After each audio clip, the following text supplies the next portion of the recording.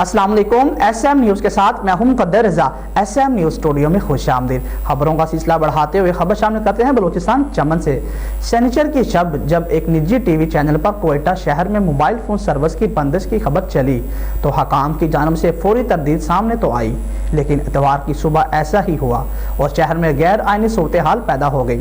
मज़ीद तफसीलात बता रहे हैं SM न्यूज़ के ब्यूरो चीफ हबीबुल्लाह बशर दोस्त। जी हबीबुल्लाह बशर, आगाह कीजिएगा इस हवाले से।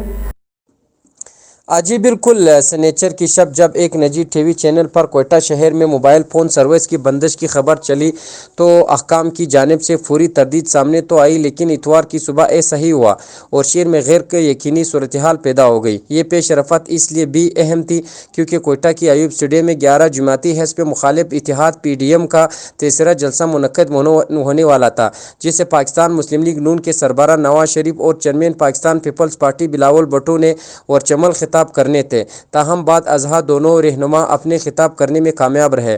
इस जलसे में सबकी तवज्जो का मरकज़ मरियम नवाज बनी रहे, जिन्होंने रिवायती बलोची कशीदाकारी से मज़ीद लिबास ज़ेब तन कर रखा था और उन्होंने अपने खिताब के दौरान बलूचिस्तान से मुबैना गुमशुदगियों की शदीद मज़म्मत की। उन्होंने लापता अफराद की लवाकिन से मुलाकात भी की।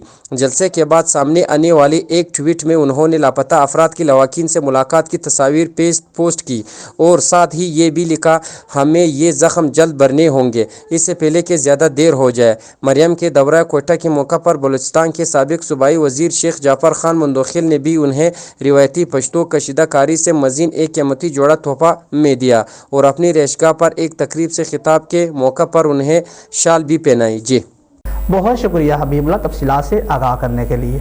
मज़ीद खबरों के लिए देखते रहिए SM न्यूज़।